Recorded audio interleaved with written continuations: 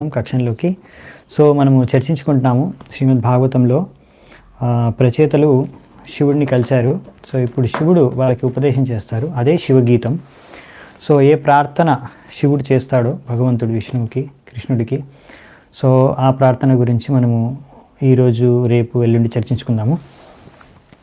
So ఈరోజు మొదలుపెట్టే కన్నా ముందు మనము మంగళాచరణ చేసుకొని స్టార్ట్ చేద్దాం. ఓం అజ్ఞానతిమిరాంధస్య జ్ఞానాంజనాశలాకయా చక్షోరున్మిళితం యేన తస్మై శ్రీగురవే నమః. శ్రీచైతన్యమనోభీష్టం స్థాపితం యేన భూతలే స్వయం రూపః కదా మహ్యం దదాతి స్వపదాంతికం. వందేహం శ్రీగురూన్ శ్రీయుతాపదకమలం శ్రీగురూన్ వైష్ణవాంశ శ్రీరూపం సాగ్రజాతం సహగణ రఘునాథాన్వితాం తం సజీవం సాద్వైతం సావధూతం పరిజనసహితం కృష్ణచైతన్యదేవం శ్రీరాధాకృష్ణపాదాన్ సహగణలలితా శ్రీవిశాఖాన్వితాంశ నమా ఓం విష్ణుపాదాయ కృష్ణప్రేష్టాయ భూతలే శ్రీమతే భక్తివేదాంత స్వామినితి నామినే. నమస్తే సారస్వతే దేవే గౌరవాణి ప్రచారిణే నిర్విశేష శూన్యవాది పాశ్చాత్యదేశతారిణి. నమో మహావదన్యాయ కృష్ణ ప్రేమ ప్రదాయతే కృష్ణాయ కృష్ణ చైతన్య నామినే గౌరత్విషే నమః. హే కృష్ణ కరుణా సింధు దీనబంధు జగత్పతే గోపేశ గోపికా కాంత రాధాకాంత నమోస్తుతే. తప్త కాంచన గౌరాంగి రాధే వృందావనేశ్వరి వృషభానుసుతే దేవి ప్రణమామి హరిప్రియ. నీలాచల నివాసాయ నిత్యాయ పరమాత్మనే బలభద్ర సుభద్రాభ్యాం జగన్నాథాయ వాంఛాకల్పతరుభ్యశ్చ కృపా సింధుభ్య ఏవ చ పతితానాం పావనేభ్యో వైష్ణవేభ్యో నమో నమః. జయ శ్రీకృష్ణ చైతన్య ప్రభు నిత్యానంద శ్రీ అద్వైత గదాధర శ్రీవాసాది గౌరభక్తవృంద. హరే కృష్ణ కృష్ణ కృష్ణ హరే హరే హరే రామ రామ రామ హరే హరే. హరే కృష్ణ. సో 33వ శ్లోకం నుంచి చర్చించుకుంటాం. సో 4వ స్కందం 24వ అధ్యాయం 33వ నంబర్ శ్లోకం. సో స్టార్ట్ అవుతుంది. రుద్ర ఉవాచ. సో శ్రీ రుద్ర ఉవాచ జితం త ఆత్మవిద్వర్య స్వస్తయే స్వస్తిరస్తు మే భవతారాధసారాద్ధం సర్వస్మాత్మనే నమః. సో శివుడు ఇక్కడ పరమేశ్వరుడు భగవంతుడికి ఈ ప్రార్థన అర్పించుకుంటున్నారు అనమాట. ఓ భగవంతుడా, నీకు జయహో, నీకు జయము. అందరికన్నా నువ్వు అన్ని ఆత్మసాక్షాత్కరమైన ఆత్మల్లో నువ్వు అందరికన్నా సర్వశ్రేష్టమైన వాడివి. ఇంకా నువ్వు అందరికీ మంగళదాయకం. అలాగే నాకు కూడా అలాగే ఉండాలని నేను కోరుకుంటున్నాను. సో మీరు ఎన్నో మంచి ఉపదేశాలు ఇస్తారు, తద్వారా మిమ్మల్ని అందరూ పూజిస్తారు. మీరే పరమాత్మ, అందుకే నేను మీకు నా ప్రణామాలు అర్పించుకుంటున్నాను. సో ఇక్కడ నుంచి ప్రార్థన స్టార్ట్ అవుతుంది. సో కొన్ని చోట్ల ఎక్స్ప్లెనేషన్ అవసరం ఉన్నప్పుడు నేను చూస్తాను, లేకుంటే మనం ప్రార్థన చూసుకుంటూ వెళ్దామంట. నమ పంకజనాభాయ భూత సూక్ష్మేంద్రియాత్మనే వాసుదేవాయ శాంతాయ కూటస్థాయ స్వరోచిషే. ఓ భగవంతుడా, మీరే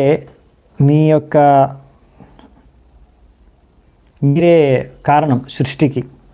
మీ యొక్క నాభి నుంచి పద్మపు పువ్వు వస్తుంది, అందులోనే మొత్తం సృష్టి ఉంటుంది. సో ఇంకా మీరే ఇంద్రియ వస్తువుల్ని నియంత్రించేది. ఇంకా వాసుదేవ రూపంలో అన్ని చోట్ల వ్యాపించి ఉన్నారు. మీరందరికన్నా శాంతం, వాసుదేవాయ శాంతాయ. ఇంకా మీరు మీ యొక్క ప్రకాశంతో అన్ని చోట్ల కూడా వ్యాపించి ఉన్నారు.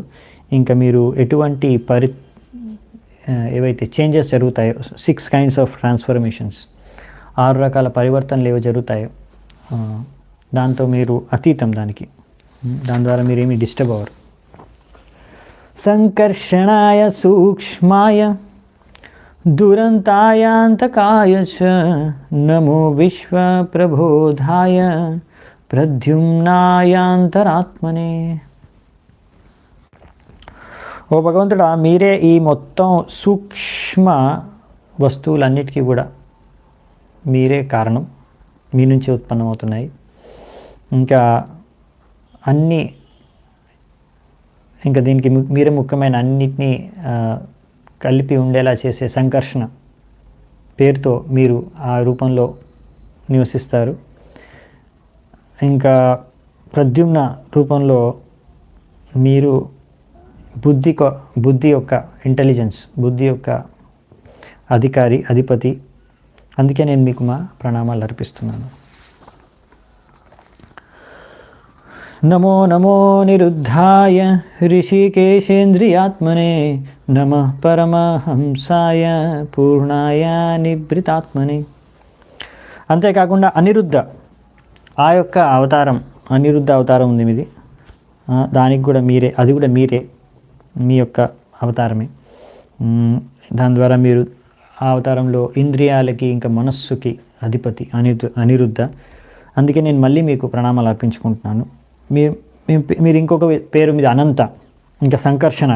తద్వారా మీరు ఈ సృష్టిని ప్రళయం సమయంలో మొత్తం ధ్వంసం చేసేస్తారు మీ యొక్క ముఖం నుంచి వచ్చిన అగ్ని ద్వారా, అనంత రూపంలో. సో ఈ విధంగా ఇక్కడ బేసికలీ సంకర్షణ, ప్రద్యుమ్న, అనిరుద్ధ, సో వీళ్ళందరూ కూడా వాసుదేవ, సంకర్షణ, ప్రద్యుమ్న, అనిరుద్ధ నలుగురు అవతారాలన్నీ కూడా భగవంతుడి నుంచే వస్తున్నాయి. ఆయనే అధిపతి వాళ్ళందరికీ కూడా. ఆ రూపాల్లో, ఆ అవతారాల రూపాల్లో ఆయన అన్నిటికీ అధిపతిగా ఉన్నారు. సో అదే ఇక్కడ చెప్తున్నారనమాట.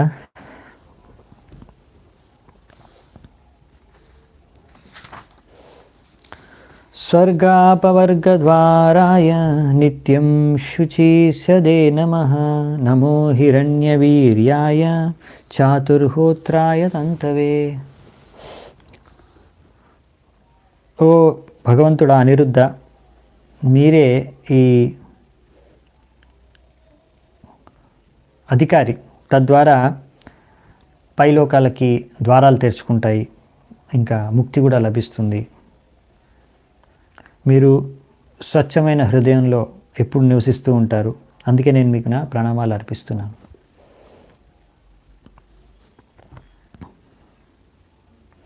మీరే వీర్యానికి అధిపతి. ఇంకా అగ్ని రూపంలో మీరు ఈ వైదిక యజ్ఞాలు జరుగుతాయి. చతుర్హోత్ర, ఇవన్నీ కూడా మీరే. సో అందుకే మీకు నేను నా ప్రణామాలు అర్పిస్తున్నాను. సో ఇక్కడ ఏంటంటే శివుడు అంటే కృష్ణుడికి, విష్ణువుకి ఆయన ప్రార్థనలు అర్పించుకుంటున్నారు. ఎలా ఆయనే పరమేశ్వరు, భగవంతుడు అనే విషయాన్ని శివుడు స్వయంగా ఇక్కడ తెలియజేస్తున్నారన్నమాట. ఎలాగైతే బ్రహ్మ సంహితలో బ్రహ్మదేవుడు గుణగానం చేస్తారో కృష్ణుడిని దేవాది దేవుడుగా, ఇక్కడ శివుడు చేస్తున్నారు భాగవతంలో. సో మనం చూడొచ్చు ఇక్కడ. నమ ఊర్జ ఇషేత్రయ్య పతయే యజ్ఞరేతసే తృప్తిదాయ చ జీవానాం నమ సర్వరసాత్మనే. ఓ భగవంతుడా, మీరు పితృలోకాలు, ఈ దేవతలు అన్నీ మీ నుంచే ఉత్పన్నమవుతున్నాయి. ఇంకా వాళ్ళకన్నీ మీరే ప్రసాదిస్తున్నారు, వాళ్ళకి ఏం కావాలో. ఇంకా ఈ యొక్క చంద్రుడి యొక్క ముఖ్య దేవత కూడా, అక్కడ కూడా చంద్రమండలం కూడా మీరే ముఖ్యమైన వ్యక్తి, ఆరాధ్య భగవంతుడు అక్కడ కూడా. ఇంకా మీరు అన్ని వేదాల యొక్క అధిపతి. అందుకే నేను మీకు నా ప్రణామాలు అర్పించుకున్నాను. ఇంకా మీరే అన్ని జీవాత్మలు సంతృప్తి చెందాలంటే దానికి మూల కారణం మీరే ఆధారం. సో అందుకనే అందరూ శివుడు, బ్రహ్మ, సృష్టి, దేవతలు, ఇంకా పితృలోకాల్లో ఉన్న పితృలు అందరూ కూడా భగవంతుడి నుంచే వస్తున్నారు, వాళ్ళకి అన్నీ కూడా భగవంతుడే అందిస్తున్నాడు. సో ఇంకా ప్రతి జీవరాశి యాక్చువల్లీ సంతృప్తి చెందాలంటే ఆధారం భగవంతుడు. అందుకనే ఈ శ్లోక ప్రభుపాద వారికి కోట్ చేస్తున్నారు భాగవతం నుంచి, అంటే తాత్పర్యంలో, దేవర్షి భూతాప్త నృణాం పితృణాం నకింకరో నాయం ఋణీచ రాజన్ సర్వాత్మనాయ శరణం శరణ్యం గతో ముకుందం పరిహృత్య కర్తం. సో ఇక్కడ ఏం చెప్తున్నారంటే, చాలామంది ఎన్నో రకాల రుణాలు ఉంటాయి. ఒక వ్యక్తి జన్మించినప్పుడు ఇలా దేవర్షి దేవతలకి, ఋషులకి, ఇంకా రకరకాల జీవరాశులకి, మనుషులకి, ఇంకా పితృలకి అంటే మన పూర్వజులకి, ఇలా 5 మందికి ఇలా రకరకాల రుణాలు ఉంటాయన్నమాట. వాళ్ళ నుంచి మనం ఏవేవో పొందాం, అవునా? దేవతల నుంచి మనం ఎన్నో పొందుతాం.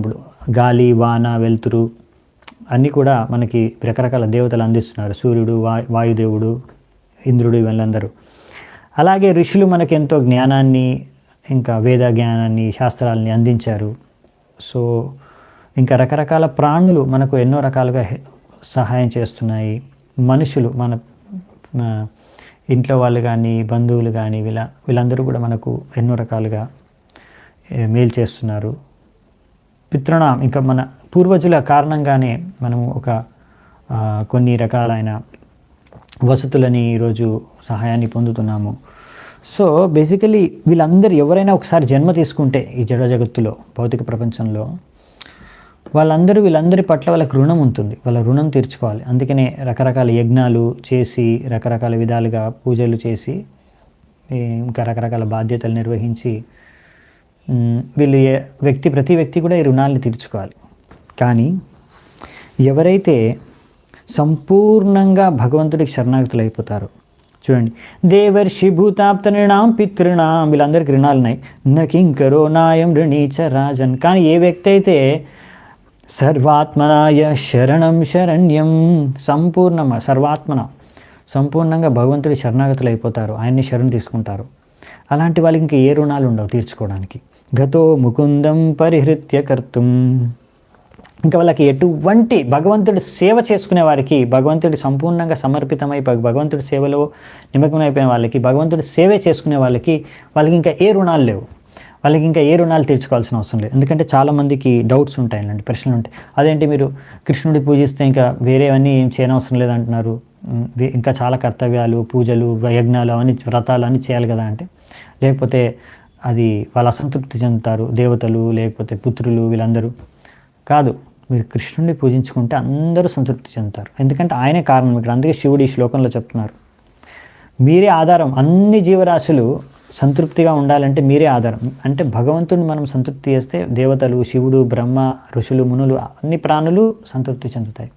సో అందుకే మళ్ళీ మనం ప్రతి ఒక్కరిని సంతృప్తిపరచడానికి అవసరం లేదనమాట. సర్వసత్వాత్మదేహాయ విశేషాయ స్థవీయసే నమస్త్రైలోక్యపాలాయ సహ ఓజో బలాయ చ. ఓ భగవంతుడా, మీరు మీ విశ్వరూపం ఉంది, అవునా? విశ్వరూపం, అందులో అన్ని జీవరాశులు ఉన్నాయి ఈ విశ్వరూపం లోపల. ఇంకా మీరే ముల్లోకాల్ని పాలించేది. ఇంకా ఈ మనస్సు, ఇంద్రియాలు, శరీరం, ప్రాణవాయువు వీరన్నీ కూడా మీ ద్వారానే పాలింపబడుతున్నాయి. అందుకే నేను మీకు నా ప్రణామాలు అర్పించుకున్నాను. ఎలా భగవంతుడే సృష్టికర్త, పాలనకర్త, వినాశకర్త, యాక్చువల్లీ అన్నీ ఆయన మూల కారణం, దానికి ఆయన దేవాది దేవుడు అని ఎలా శివుడు ప్రతి శ్లోకంలో ఒక్కొక్క విషయాన్ని వ్యక్తపరుస్తున్నారు.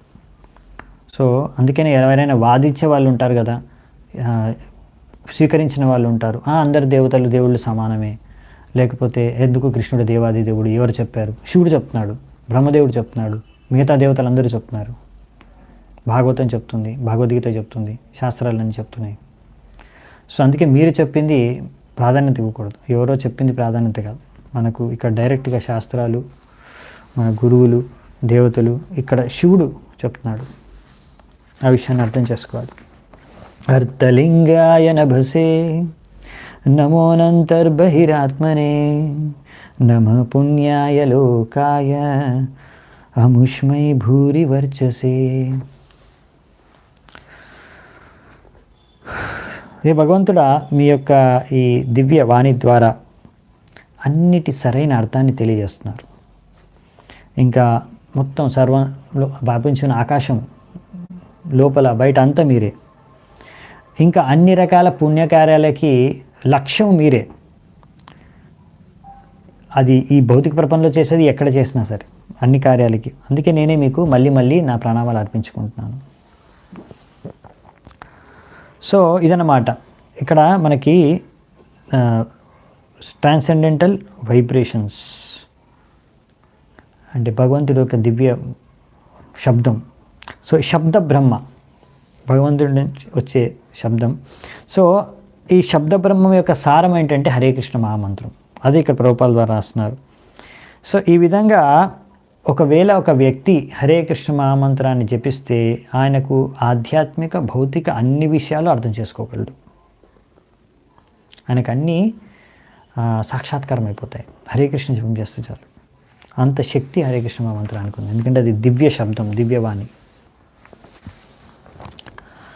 ప్రవృత్తాయ నివృత్తాయ పితృదేవాయ కర్మణే నమో ధర్మ విపాకాయ మృతవే దుఃఖదాయ చ.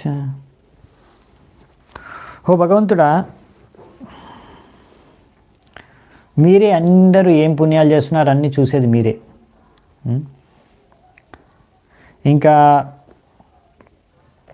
దాని పట్ల మీరు ఎలా వ్యవహరించేది, ఫలాలు ఇచ్చేది అంతా మీరే యాక్చువల్లీ. ఇంకా ఎవరైనా తప్పు కార్యాలు చేసి, పాపాలు చేసి, అధర్మాన్ని వ్యవహరించడం ద్వారా ఏదైనా దుఃఖాన్ని అనుభవిస్తుంటే అది కూడా దానికి మీరే కారణం. ఎలా ఇంకా మృత్యు రూపంలో కూడా వచ్చేది మీరే. అందుకే నేనే మీకు దండోత్నామాలు అర్పించుకుంటున్నాను అని శివుడు చెప్తున్నాడు. సో ప్రతి శ్లోకంలో ఈ విషయాన్ని చెప్తున్నారు. ఎలా అన్నీ భగవంతుడే, అన్నిటికీ భగవంతుడు ఎలా కారణం అని. నమస్త ఆశిషామీష మనవే కరణాత్మనే నమో ధర్మాయ బృహతే కృష్ణాయ కుంఠమేధసే పురుషాయ పురాణాయ సాంఖ్య యోగేశ్వరాయ చ. సో ఇది 42వ శ్లోకం. సో ఇక్కడ ఏం చెప్తున్నారంటే, హే భగవంతుడా, అందరూ అన్నో రకాల వరాలు ఇచ్చేవాళ్ళు, అందరికన్నా ఎక్కువ వరాలు ఇచ్చేది, అన్నిటికన్నా శ్రేష్టమైన వరాలు ఇచ్చేది నువ్వే. అందరికన్నా పురాతనమైన వాడివి, ఇంకా అన్నిటికన్నా నువ్వే భోక్త, అసలైన భోక్త. ఈ యొక్క ప్రపంచానికి నువ్వే అసలైన అధిపతివి, ఇంకా నువ్వే సర్వకారణ కారణం ఓ కృష్ణ. సో అందుకే ఇక్కడ కృష్ణాయ కుంఠమేధసే. సో కృష్ణుడికే ఇక్కడ ప్రార్థన అర్పించుకునేది.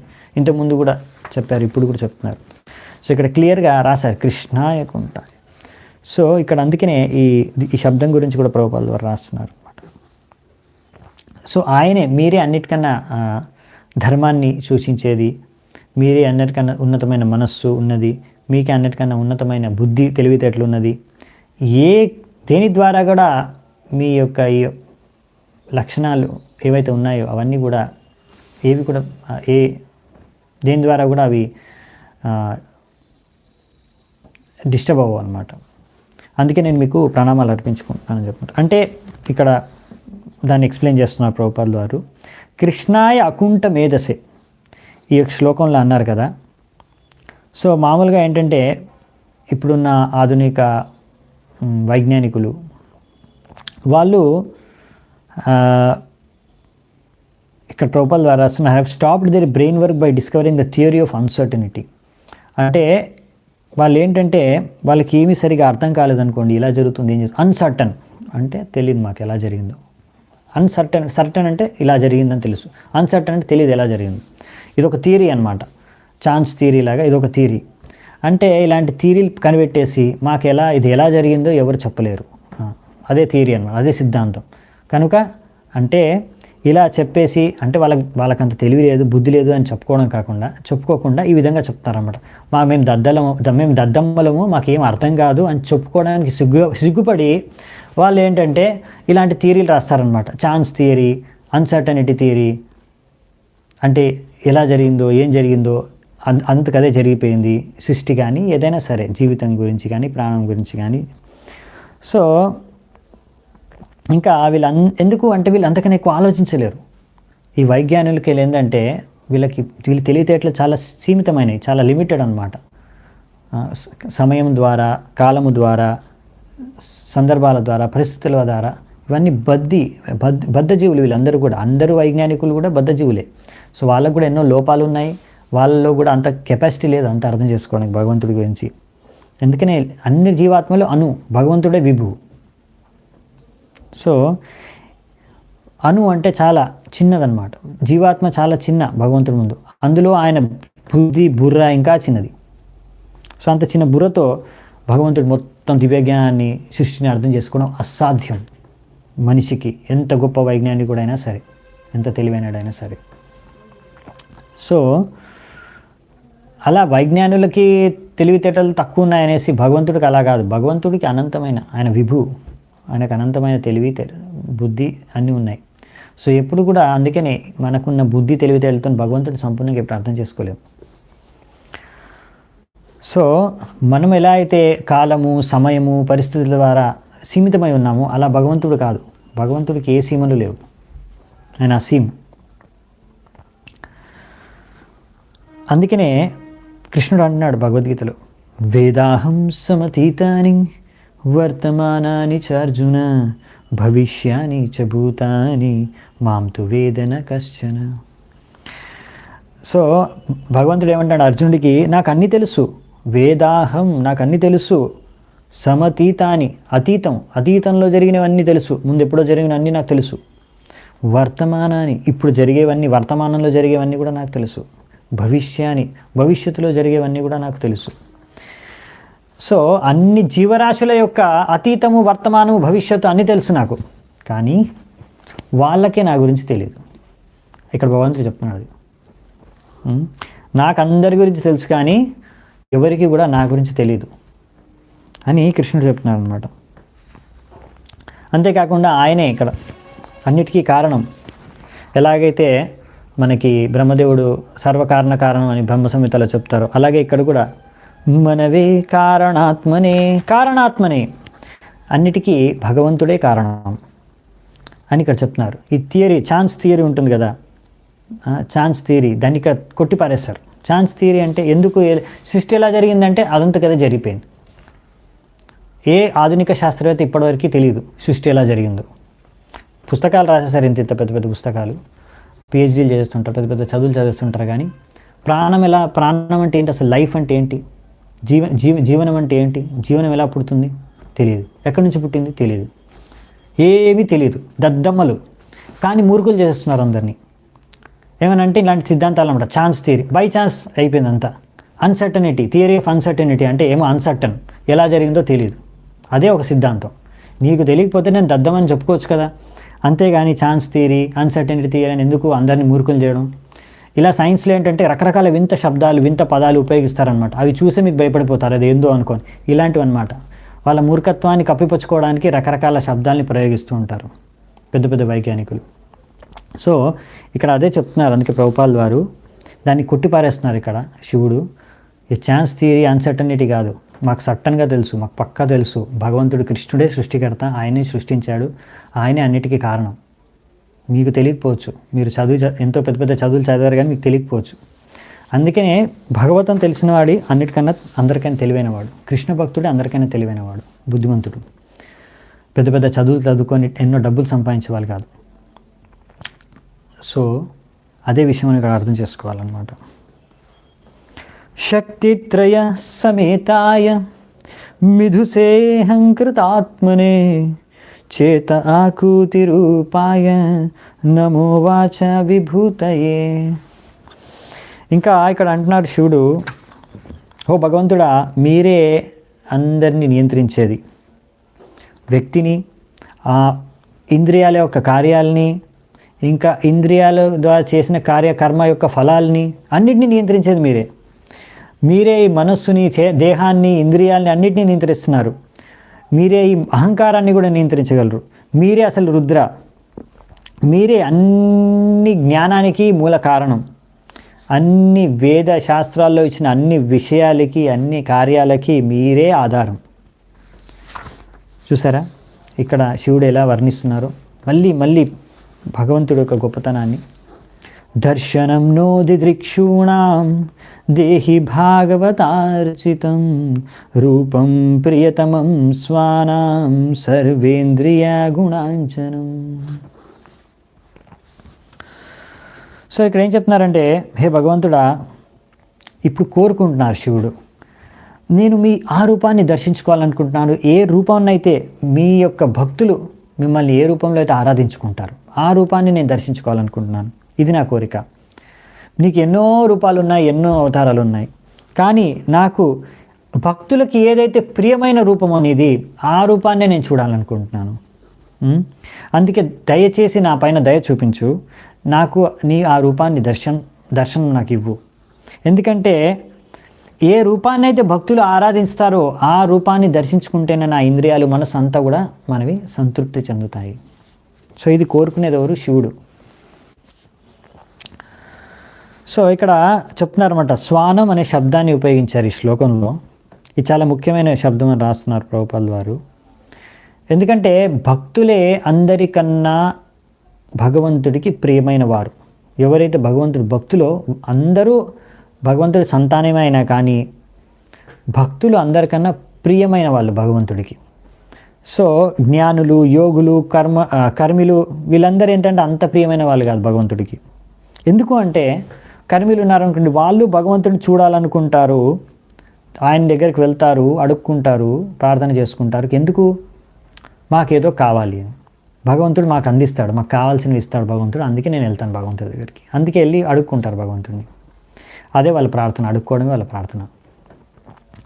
సో జ్ఞానిలు ఏంటంటే వాళ్ళు ఏమనుకుంటారని, మేము భగవంతుడిని అయిపోవాలనుకుంటాం, లేదా భగవంతుడిలో విలీనం అయిపోవాలనుకుంటారు. ఇది వాళ్ళ కోరిక, అందుకే భగవంతుడి దగ్గరికి వెళ్తారు. యోగులు ఏంటంటే వాళ్ళు భగవంతుడిని పరమాత్మ రూపంలో దర్శనం చేసుకోవాలనుకుంటారు అంతే. కానీ భక్తులు ఏంటంటే వాళ్ళు ఎప్పుడు భగవంతుడిని ఎందుకు చూడాలనుకుంటారంటే ఆయనకు తెలుసు ఆయనే పరబ్రహ్మం, ఆయనను చూసుకుంటేనే, ఆయన దర్శనం చేసుకుంటేనే మా జీవితం సంపూర్ణం. అందుకే భగవంతుని ఆ రూపంలో దర్శనం చేసుకోవాలనుకుంటారు. ఆ రూపాన్ని బ్రహ్మదేవుడు బ్రహ్మ సంహితలు వర్ణిస్తారు. వేణుం పనంతమరవిందదలాయ దాక్షం బర్హావతాం అసితాంబుద సుందరాంగం కందర్పకోటి కమనీయ విశేష శోభం గోవిందమాది పురుషం తమహం భజామి. సో ఇక్కడ ఆ రూపం ఏది? కందర్ప కోటి కమనీయం. కందర్ప అంటే కామదేవుడు. ఆయన కోటి కామదేవుళ్ళ కన్నా కూడా ఎంతో ఆకర్షణీయమైన రూపమైనది భగవంతుడిది. కోటి కందరులు కూడా, వాళ్ళు కూడా మోహితులైపోతారు, అంత సౌందర్యం భగవంతుడిది. ఆ రూపాన్ని దర్శించుకుంటారు భక్తులు. సో 45, 46. సో మామూలుగా ఏంటంటే భగవంతుడి యొక్క భక్తులు, కృష్ణుడి భక్తులు భగవంతుడి యొక్క కైశోర రూపంలో ఉంటారు. ఆయన బృందావనంలో చేసే లీలలు, ఆ కైశోర రూపంలో ఉన్న బృందావనం కృష్ణుడిని ఆరాధించుకుంటారు, దర్శించుకోవాలని కోరుకుంటారు. స్నిగ్ధ ప్రావృద్ఘనశ్యామం సర్వసౌందర్య సంగ్రహం చార్వాయత చతుర్బాహు సుజాత రుచిరాణనం పద్మకోశాపలాశాకం సుందరభ్రూసునాసికం సుద్విజం సుఖపోలాస్యం సమకర్ణాభిభూషణం. ఇప్పుడు భగవంతుడి యొక్క సౌందర్యాన్ని స్వయంగా శివుడి వర్ణిస్తున్నాడు. ఇక్కడ భగవంతుడి సౌందర్యం ఎలా ఉంటుంది, భగవంతుడి దర్శనం ఎలా ఉంటుంది. ఆయన ఘనశ్యామం ఘనమైన మేఘాల యొక్క రంగులో, శ్యామ వర్ణంలో ఉంటారు. భగవంతుడి యొక్క రంగు ఎలా అయితే వర్షం పడ్డప్పుడు అన్నీ మెరిసిపోతుంటాయో అలాగే మెరిసిపోతుంటుంది భగవంతుడి యొక్క అన్ని శరీరం. సో మొత్తం సర్వ సౌందర్య సంగ్రహం, మొత్తం సౌందర్యం అంతా ఒకే చోట ఉంటే అది భగవంతుడి. ఇంకా ఆయనకి చార్వాయుత చతుర్బాహు అంటే 4 చేతులు ఉన్నాయి, 4 భుజాలు, ఎంతో సౌందర్యవంతమైన ముఖం, పద్మపు పువ్వులు వంటి పద్మ పువ్వు యొక్క రెక్కల వంటి కళ్ళు, ఇంకా సునాసికం, ఎంతో సుందరమైన నాసికం అంటే ముక్కు, ఇంకా మనస్సుని ఆకర్షింపజేసే చిరునవ్వు, ఇంకా ఎంతో సుందరమైన నుదురు, ఇంకా ఎంతో బాగా అలంకృతమైన చెవులు. సో ఇలా వర్ణిస్తున్నారన్నమాట భగవంతుడి యొక్క సౌందర్యాన్ని. బ్రహ్మ సంహితలో కూడా భగవంతుడిని అలాగే వర్ణిస్తారు బ్రహ్మదేవుడు. బారావతాంసమసితాం బుధసుందరాంగం. సో ఈ విధంగా భగవంతుడి యొక్క సౌందర్యాన్ని వర్ణించారు ఇక్కడ. సో మనం కూడా భగవంతుడిని ఆరాధిస్తాము, భగవంతుడి రూపాన్ని దర్శించుకుంటాము మందిరంలో. భగవంతుడిని ఎంతో బాగా అలంకరిస్తాం మనం. సో అందుకని ఇక్కడ అలంకరించిన అలాంటి రూపాన్ని, విష్ణువు నారాయణుడి రూపాన్ని ఇక్కడ వర్ణిస్తున్నారు మన శివుడు. మామూలుగా ఆరాధించుకునేటప్పుడు మనము నారాయణ ఇంకా విష్ణువుని మామూలుగా ఆరాధించుకుంటాం. కృష్ణుడిని ఆరాధించుకోవడం అంటే రాధాకృష్ణుని ఆరాధించుకోవడం అనేది చాలా గోపనీయమైన విషయం అన్నమాట. అంటే మామూలుగా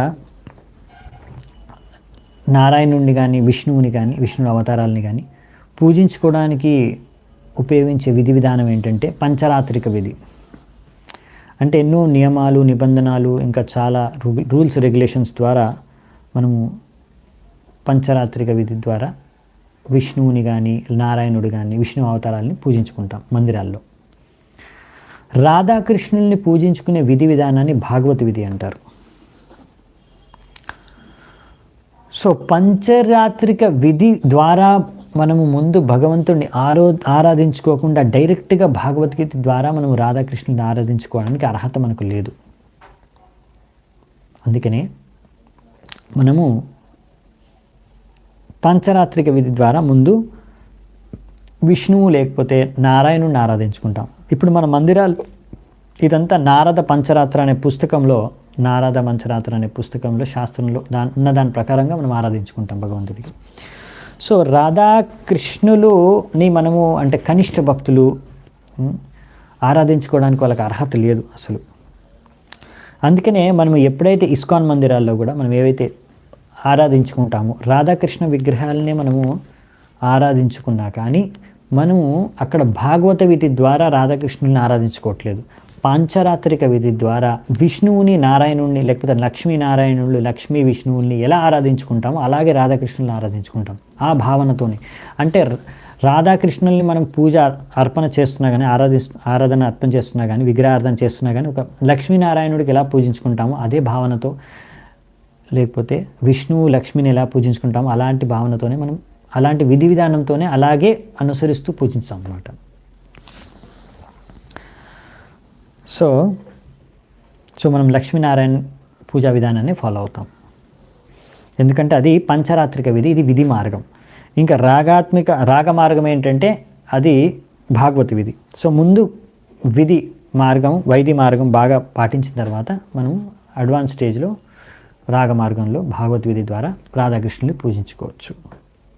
అది ఎవరు పూజించుకోవచ్చు అంటే బృందావనం వ్రజవాసులు యొక్క స్థాయి, అలాంటి భక్తుల స్థాయిలో మనం చేరుకున్నప్పుడు రాగ మార్గంలో భాగవత్ విధిలో ద్వారా రాధాకృష్ణుని పూజించుకోవచ్చు. అప్పటి వరకు మనము లక్ష్మీనారాయణ ఎలా పూజించుకోవాలో పాంచరాత్రిక విధి ద్వారానే మనం భగవంతుడికి విగ్రహార్థన చేస్తాం మందిరాల్లో. సో మామూలుగా ఇక్కడ మనకి ప్రభుపాదులు వారు దీని గురించి కొన్ని విషయాలు రాశారనమాట. ఇప్పుడు బృందావన వాసులు అంటే ఎవరు? గోపికలు, గోపాలు, గోపసకలు, యశోదామై, నందమహారాజు, ఇంకా అక్కడుండే ఆవులు, వీళ్ళందరూ. అవునా? వీళ్ళందరూ భాగవత్ మార్గ లేకపోతే రాగ మార్గ ఆ స్థాయిలో ఉన్నారు. ఆ స్థాయిలో ఆరాధించుకుంటారు భగవంతుడికి. ఆ స్థాయిలో ఏంటంటే ముఖ్యంగా దాస్య రసం, లేకపోతే సాక్య రసం, వాత్సల్య రసం, మాధుర్య రసం, శాంతరసం, ఈ రసాల్లో భాగవత మార్గంలో పూజించుకుంటారు. అందులో భాగవత్ మార్గం ముఖ్యంగా వాత్సల్య మాధుర్య రసాల ద్వారా భగవంతుడిని ఆరాధించుకునే వాళ్ళ కోసం అది ప్రత్యేకంగా ఉన్నదన్నమాట. ఎందుకంటే అందులో ఇంకా విప్రలంబ సాఖ్య అనే భావం కూడా ఉండే వాళ్ళకి. అంటే ఏదైతే ఎటువంటి సాఖ్యరసాన్ని కృష్ణుడు గోపసకులతో బృందావనంలో ఆయన ఆస్వాదిస్తాడు. ఇప్పుడు కృష్ణుడు అర్జునుడు మధ్యలో కూడా అర్జునుడు మధ్యలో కూడా స్నేహం మైత్రం ఉంది. వాళ్ళు కూడా ఫ్రెండ్షిప్ ఉంది. కృష్ణుడు అర్జునుడికి ఉన్న మధ్యలో వాళ్ళు సాఖ్యరసం, అర్జునుడు కూడా సాఖ్యరసంలోనే కృష్ణుడితో వ్యవహారం చేస్తారు. కానీ వీళ్ళిద్దరి మధ్యలో ఫ్రెండ్షిప్, కృష్ణుడు ఇంకా గోపసకులు బృందావనంలో ఉన్న వాళ్ళిద్దరి మధ్యలో ఉన్న ఫ్రెండ్షిప్లో చాలా డిఫరెన్స్ ఉందన్నమాట. గోపసకులు ఇంకా కృష్ణుడికి ఉన్న సాఖ్యరసం విప్రలంబ సాఖ్యరసం, అది ఎక్కడ బృందావనంలో ఉన్నది. అర్జునుడు ఇప్పుడు ఎక్కడైతే కురుక్షేత్రంలో హస్తినాపురంలో ఉండే సాఖ్యరసం ఫ్రెండ్షిప్, అది ఐశ్వర్య భావంతో ఉండేది. సో అందుకనే ఎప్పుడైతే అర్జునుడు విశ్వరూపాన్ని దర్శించుకున్నారో భగవంతుడిది, ఆయన భయపడిపోయాడు. అయ్యో, నేను కృష్ణుడిని నా సాధారణ ఒక స్నేహితుడిలా అనుకున్నాను, అతనితో నేను చాలాసార్లు జోక్స్ చేశాను, లేకపోతే సాధారణ స్నేహితుడిగా భావించి అలాగే వ్యవహరించాను ఒక స్నేహితుడిలాగా, అయ్యో ఈయన భగవంతుడు అని ఆయన భయపడిపోతాడు, నేను తప్పు చేశానేమో అని. అందుకే నేను క్షమాపణ కోరుకుంటారు. కృష్ణ, నేను ఎన్నోసార్లు నేను నీతో ఒక సాధారణ ఫ్రెండ్ అనుకొని నేను వ్యవహరించాను, సో ఎన్నో తప్పులు చేశాను, అపరాధాలు చేశాను నీ పట్ల అని. కానీ బృందావనంలో కృష్ణుడితో ఉండే గోపసకులు వాళ్ళు ఏంటంటే, వాళ్ళు అప్పుడప్పుడు ఆటలాడుకునేటప్పుడు కృష్ణుడు భుజం పైన కూడా ఎక్కేస్తారు, కృష్ణుడితో యుద్ధం కూడా చేస్తారు, కృష్ణుడు బొట్లాడతారు కూడా, కృష్ణుడు ఓడించేస్తారు కూడా. సో అప్పుడప్పుడు కృష్ణుడి మీద కూడా జోక్స్ వేస్తారు. సో కృష్ణుడిని వాళ్ళల్లో ఒకరుగానే ట్రీట్ చేస్తారు. ఆయన స్పెషల్, ఆయన భగవంతుడు అని వాళ్ళు వ్యవహరించరు. అసలు వాళ్ళకి ఆ ధ్యాసే భావనే ఉండదు. కృష్ణుడు భగవంతుడు అనే భావన ధ్యాస ఆయన వాళ్ళ మనసులో లేదు. ఎలా ఇంకొకరు తన తోటి వాళ్ళు ఇంకొకరితో ఎలా ట్రీట్ చేస్తారో అలాగే కృష్ణుడిని ట్రీట్ చేస్తారనమాట. ఇంకా వాళ్ళు ఎప్పుడు కూడా కృష్ణుడి చూసి భయపడరు. ఇంకా వాళ్ళు ఎప్పుడు కూడా కృష్ణుడికి క్షమాపణ అడుకోరు. సో అందుకనే ఈ రాగ మార్గంలో లేకపోతే భాగవత్ మార్గంలో ఉండే ఫ్రెండ్షిప్ విప్రలంబ సాఖ్యరసం, ఈ గోపసకులు ఇంకా కృష్ణుడి దగ్గర మధ్యలో ఉండే ఈ సాఖ్యరసము కృష్ణార్జునుల మధ్యలో ఉండే సాఖ్యరసం కన్నా ఉన్నతమైందనమాట. సో అలాగే వాత్సల్య రసము కూడా, మాధుర్య రసము కూడా ముఖ్యంగా సంపూర్ణంగా ప్రకాశితమయ్యేది రాగమార్గంలో ఉండే సంబంధాల్లో, వ్యవహారంలో. అందుకే వ్రజవాసులు అక్కడ కృష్ణుడితో ఉండే సంబంధాల్లో అత్యున్నతమైన సాఖ్యరసం, వాత్సల్య రసం, మాధుర్య రసం వ్యక్తమవుతాయి, ఇక్కడ ఆదనప్రదం అవుతాయి. కానీ కొంతమంది మూర్ఖులు ఏం చేస్తారంటే, వాళ్ళు ఈ విషయాలు ఏమి అర్థం చేసుకోకుండా, అయ్యో పంచరాత్రికి విధి అన్నిటికన్నా హయ్యెస్ట్ రాగమార్గం, మేము డైరెక్ట్ రాగమార్గంలోనే భగవంతుడిని ఆరాధించుకుంటాము, అలాంటి భావనతోనే భగవంతుడిని ఆరాధించుకుంటాం, రాధాకృష్ణుల్ని అనేసి వీళ్ళు డైరెక్ట్ రాగమార్గాన్ని అనుసరించడానికి ప్రయత్నిస్తారు, పంచరాత్రిక విధాన్ని అనుసరించకుండా.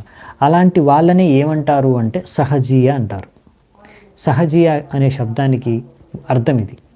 ఎవరైతే పంచరాత్రిక విధిని అనుసరించకుండా డైరెక్ట్గా ఏ యోగ్యత లేకున్నా కానీ, సరిగ్గా ఏ విషయాలు అర్థం చేసుకోకున్నా కానీ సిద్ధాంతాన్ని, డైరెక్ట్గా రాగమార్గంలో భగవంతుడు రాధాకృష్ణుల్ని పూజించుకోవడానికి, ఆరాధించుకోవడానికి ప్రయత్నించే మూర్ఖుల్ని సహజీయ అంటారు. సో వాళ్ళు ఏం చేస్తారంటే, ఇలా కృష్ణుడు గోపికలతో చేసే లీలల్ని వాళ్ళు చాలా చౌకగా తీసుకొని మేము కూడా అలాగే చేయొచ్చని అలాగే వ్యవహరిస్తూ ఉంటారు ఇంకా స్త్రీలతోని. సో ఇంకా ఇటువంటి భగవంతుడు రాధాకృష్ణ లీలల పట్ల ఎన్నో రకాల పుస్తకాలు, గానాలు పాడుతూ ఉంటారనమాట. సో అందుకనే ఇలాంటి వీళ్ళ అసురులతో సమానం, ఇలాంటి అసురులతో జాగ్రత్తగా ఉండాలి ఇస్కాన్ భక్తులు అని ప్రభుపాల్ వారు ఇక్కడ వార్నింగ్ ఇస్తున్నారు. ఇలాంటి వాళ్ళు మీకు ఎక్కువగా బృందావనంలో కనిపిస్తారు, ఇంకా బెంగాల్లో కూడా కనిపిస్తారు. సహజీయాలు చాలా ఎక్కువ ఉంటారు. సో అందుకనే ఇక్కడ ప్రభుపాల్ వారు చెప్తున్నారు, మీరు చాలా సావధానంగా ఉండాలి ఎవరైతే కృష్ణ భావనామృతంలో ఉన్నారో భక్తులు ఇలాంటి సహజీయులతో ఎక్కువగా చూపిస్తుంటారు భావం. రాధాకృష్ణుడు మేమే ఇంకా శుద్ధ భక్తులు అన్నట్టుగా డ్రామా చాలా చేస్తారన్నమాట. సో అలాంటి వాళ్ళతో జాగ్రత్తగా ఉండాలి. మనం ఎప్పుడైనా సరే వైది మార్గాన్ని అనుసరించి లక్ష్మీనారాయణని ఎలా ఆరాధించుకుంటామో అలాగే రాధాకృష్ణులు ఉన్నప్పటికీ లక్ష్మీనారాయణలను ఎలా ఆరాధించుకుంటామో అలాగే ఆరాధించుకోవాలి. అదేంటి, అక్కడ రాధాకృష్ణుల విగ్రహం ఉంటే మనం లక్ష్మీనారాయణ ఎలా ఆరాధించుకుంటాం అంటే రాధాకృష్ణుల్లో అన్ని అవతారాలు ఉన్నాయి. కృష్ణుల్లో విష్ణువు, నారాయణుడు అందరూ ఉన్నారు. రాధారాణిలో లక్ష్మీదేవి కూడా ఉంది. సో మనము అలా లక్ష్మీనారాయణని ఆరాధించినట్టే ఆరాధిస్తే అలాగే భగవంతుడు స్వీకరిస్తాడు మన ఆరాధన కూడా. సో ఈ విషయాలు మనకి భక్తిరసామృత సింధులో కూడా బాగా వర్ణించారని చెప్తున్నారు. అక్కడ మనం చర్చించుకున్నప్పుడు చూద్దామంట. ఓకే, ఇలా భగవంతుడు ఎంతో సౌందర్యవంతుడు, ఇంకా అందరినీ ఆకర్షిస్తాడు. అలాగే ఆయన భక్తులు కూడా అందరినీ ఆకర్షిస్తారు అని ఇక్కడ ప్రభుపాల్ ద్వారా రాస్తున్నారు. షడ్గోస్వామి సూత్రంలో ఉంది, ధీరా ధీర జన ప్రియో ప్రియకరో నిర్మత్సరో పూజితో. సో గోస్వాములు అందరూ కూడా ధీర అంటే భక్తులు, అధీర అంటే అభక్తులు లేకపోతే అసురులు అందరినీ ఆకర్షిస్తారంట. భగవంతుడు కృష్ణుడు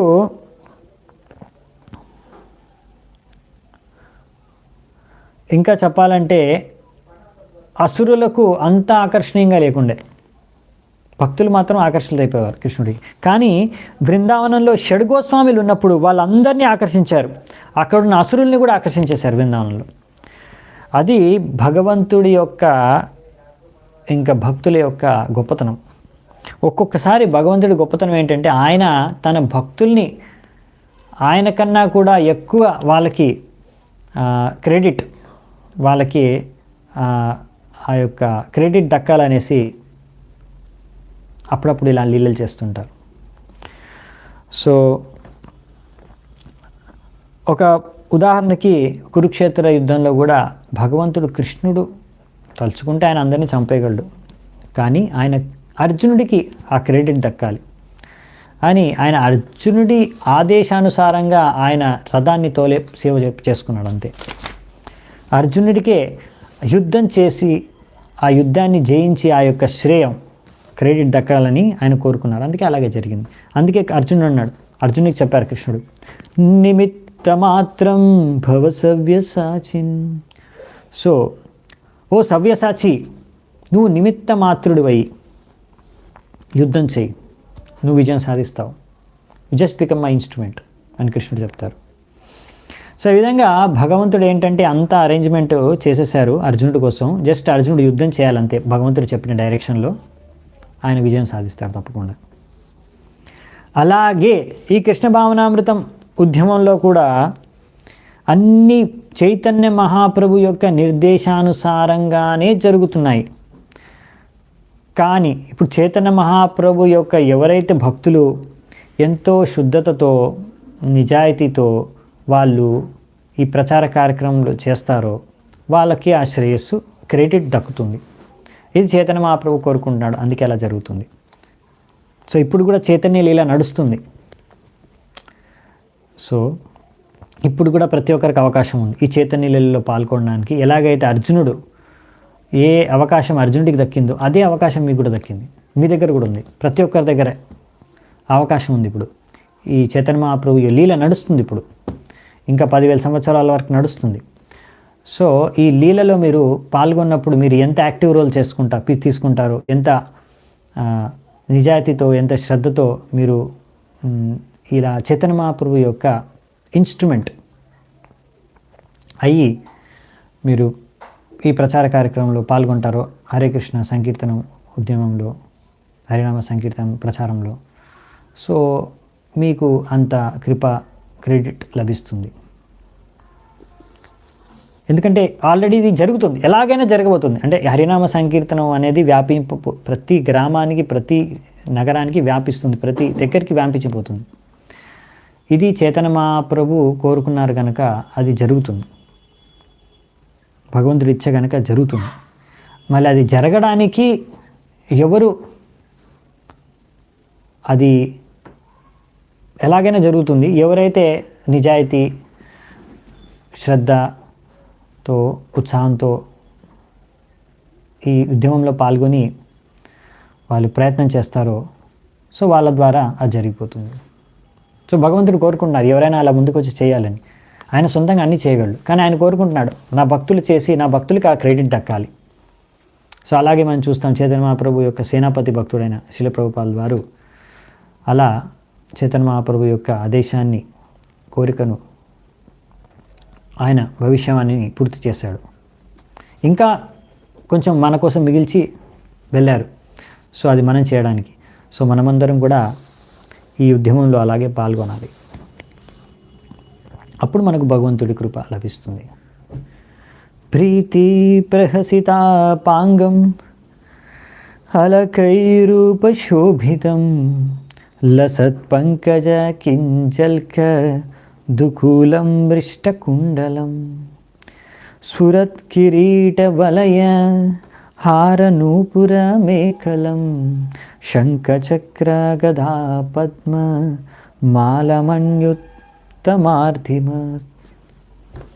భగవంతుడు యొక్క సౌందర్యం ఎంత అద్భుతం అంటే ఇక్కడ ఆయన ఎప్పుడైతే నవ్వుతాడో, లేకపోతే ఆయన సైడ్ లాంగ్ గ్లాన్స్, ఆయన తన కళ్ళతో సైడ్లో చూస్తారో, తన భక్తుల పట్ల దృష్టి సారిస్తారో, ఆయన సౌందర్యం చాలా ఉంటుంది అప్పుడు. ఇంకా ఆయన నల్లటి ఉంగరాల జుట్టు భగవంతుడిది, ఇంకా ఆయన యొక్క వస్త్రాలు అలా గాలికి కదిలినప్పుడు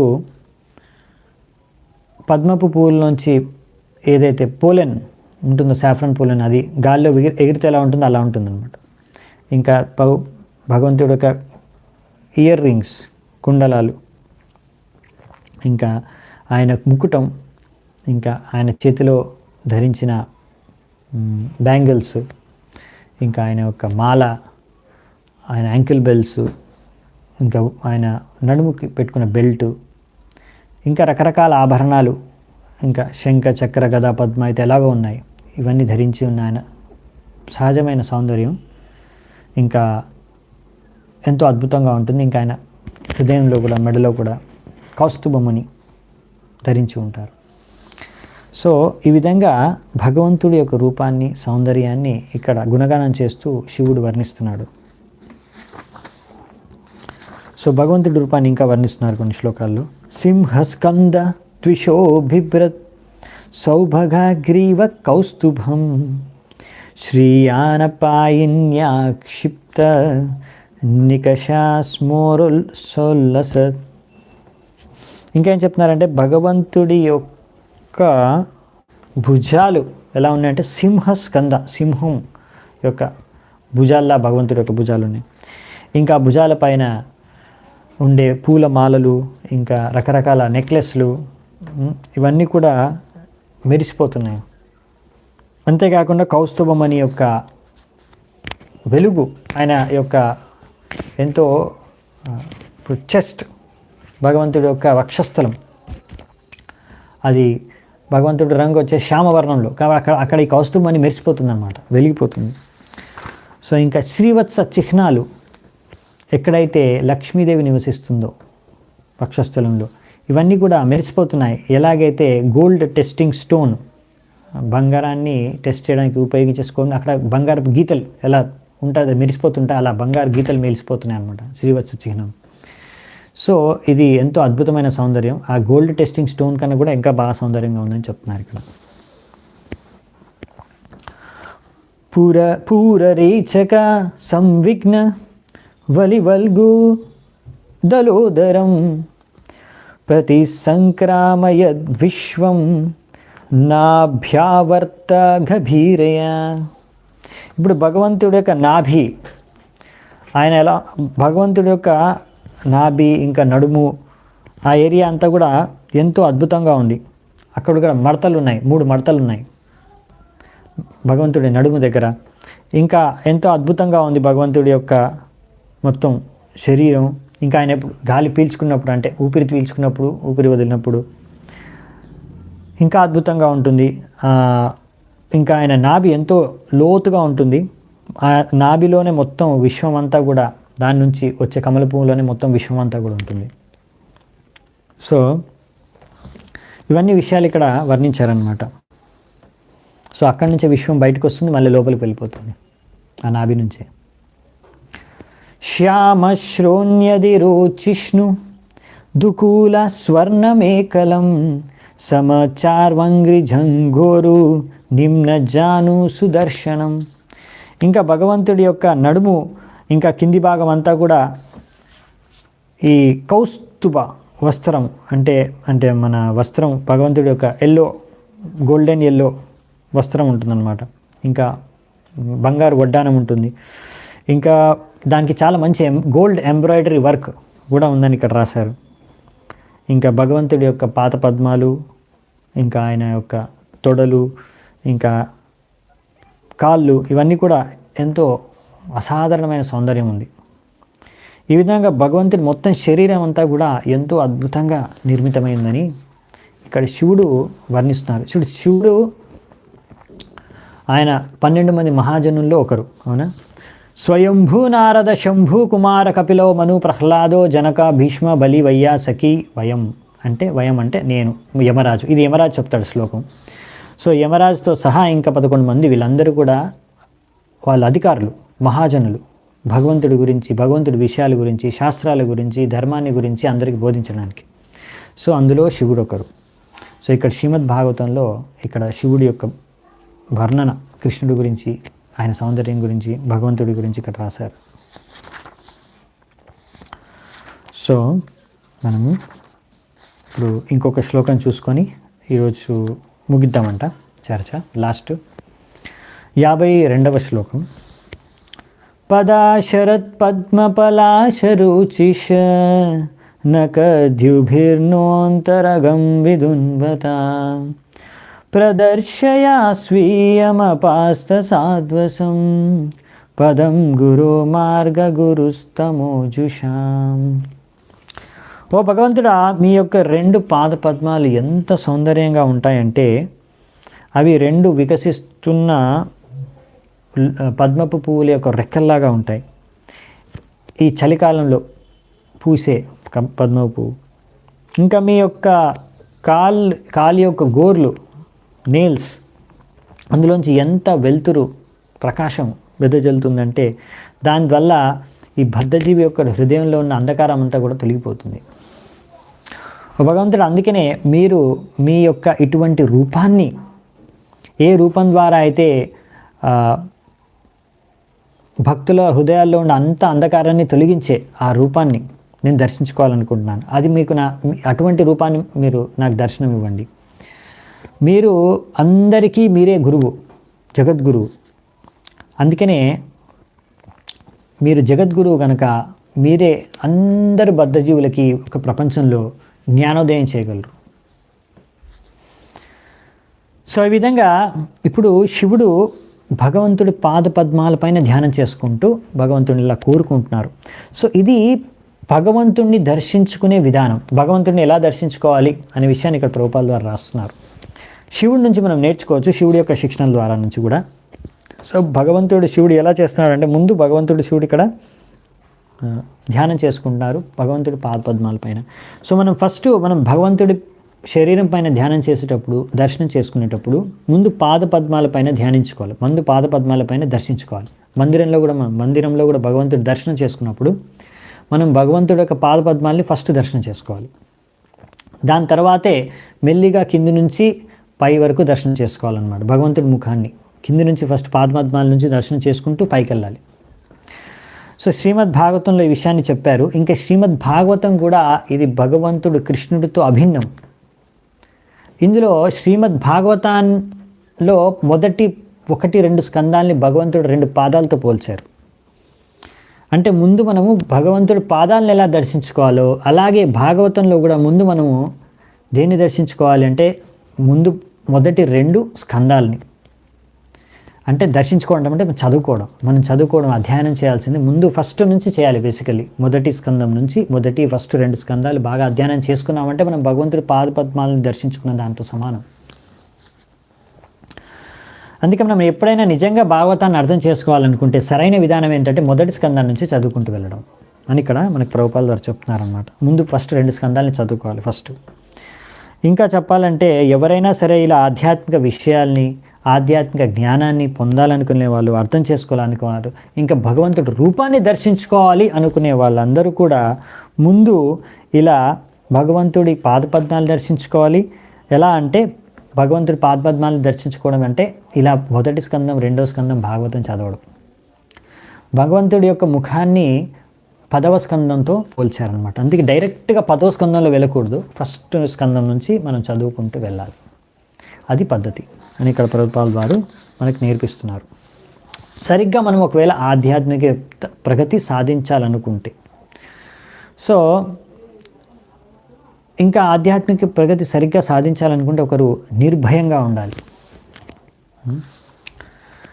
అభయం సత్వ సంశుద్ధి. సో అభయం సత్వ సంశుద్ధి అని చెప్తున్నారు. సో భయం అనేది ఎందుకు పుట్టుకొస్తుందంటే భౌతిక చేతన. మనం ఎప్పుడైతే మనము దేహము అనే భౌతిక చేతనతో ఉంటామో, భౌతిక విషయాల పట్ల ఆసక్తి పొందుతాము, సో మనకు భయం అనేది పుట్టుకొస్తుంది మన శరీరంలో. భయం ద్వితీయాభినివేశ స్యాత్. సో ఈ భౌతిక చేతన ద్వారానే భయం పుట్టుకొస్తుందని భాగవతంలో రాశారు. సో భయం ఉన్నంతకాలం మనం సంతోషంగా ఉండలేం. భయం లేనప్పుడే మనం అసలైన సంతోషాన్ని, ఆనందాన్ని పొందగలం, అనుభవించగలం. భక్తులందరూ కూడా అందుకే ఎప్పుడు ఆనందంగా ఉంటారు, వాళ్ళకి ఏ భయం లేదు, వాళ్ళ నిర్భయం, అభయం. ఎందుకు అంటే వాళ్ళు ఎప్పుడు భగవంతుడి పాదపద్మాలని సేవించుకుంటూ భక్తి చేసుకుంటున్నారు కనుక. ఏవం ప్రసన్న మనసు భగవద్భక్తి యోగతః భగవత్తత్వ విజ్ఞానం ముక్త సంగస్య జాయతే. భక్తి యోగ, భగవద్భక్తి యోగ మనం అనుసరించడం ద్వారా మనము ఈ భయం నుంచి ముక్తులం అయిపోతాము, ఆనందంలో నివసిస్తాం. సో ఎప్పటివరకైతే మనం భయాన్ని నుంచి ముక్తులం అవ్వము, ఇంకా ఆనందంగా ఉండలేము, అప్పటి వరకు మనము ఈ భగవత్తత్వాన్ని అర్థం చేసుకోలేము అనే విషయాన్ని ఇక్కడ చెప్తున్నారు. భగవత్తత్వ విజ్ఞాన ముక్త సంగస్య జాయతే. సో అందుకనే ఈ విధంగా మనము భగవంతుడు లేకపోతే భగవంతుడి యొక్క ప్రతినిధి అయిన గురువు, ఓం అజ్ఞానతిమిరంధస్య జ్ఞానాంజనాశలాకయా చక్షోరున్మిళితం యేన తస్మై శ్రీ గురవే నమః. ఈ విధంగా భగవంతుడు ఒక గురువు అంటే ప్రతినిధి, ఆయన మన గురువు. వీళ్ళిద్దరూ కూడా మనకి జ్ఞానాన్ని, సరైన జ్ఞానాన్ని ప్రసాదిస్తారు, అజ్ఞానాన్ని తొలగిస్తారు. సో భగవంతుడు లోపల నుంచి మనకు సరైన జ్ఞానాన్ని అందిస్తారు, గురువు బయట నుంచి మనకు సరైన జ్ఞానాన్ని అందిస్తారు. తద్వారా మనం ఎప్పుడు భగవంతుడిని ధ్యానం చేసుకొని ఈ విధంగా మనము మన గురువుల యొక్క, భగవంతుడి యొక్క ఆదేశాన్ని సరిగ్గా అనుసరిస్తే మనము ఆధ్యాత్మిక జీవితంలో బాగా ప్రగతి సాధిస్తాం. అదే రాశారు ఇక్కడ. యస్య దేవే పరా భక్తిర్ యథా దేవే తథా గురౌ తస్యైతే కథిత హ్యర్థ ప్రకాశంతే మహాత్మనః. ఇది వేదాల్లో చెప్పారు, శ్వేతేశ్వర ఉపనిషత్తులో. ఎవరికైతే భగవంతుడి పాదపద్మాల పైన సంపూర్ణమైన శ్రద్ధ ఉందో, ఇంకా భగవంతుడి యొక్క ప్రతినిధి అయిన గురువు పైన, ఆధ్యాత్మిక గురువు పైన సంపూర్ణమైన శ్రద్ధ ఉందో, అలాంటి వారికి మొత్తం వైదిక జ్ఞానం అంతా కూడా సాక్షాత్కారం అయిపోతుంది, అర్థమైపోతుంది. సో అదనమాట పద్ధతి. సో ఇక్కడే మనం మిగుద్దాము. దీని తర్వాత విషయాలు మనం ఇంకా ప్రార్థన, రుద్రగీతం లేకపోతే శివగీతం ఇంకా ఉంది, అది మనము తర్వాత చూద్దామంట. రేపు ఎల్లుండి చర్చించుకుందాము. సో ఈరోజు నేను ఇక్కడే ముగిస్తున్నాను. అందరికీ చాలా చాలా ధన్యవాదాలు. గ్రంథరాజ్ శ్రీమద్ భాగవతం కీ జయ. సమవేత గౌరభక్త వృంద కీ జయ. నితాయ్ గౌర్ సీతనాథ్ ప్రేమానందే. హరి హరి బోల్.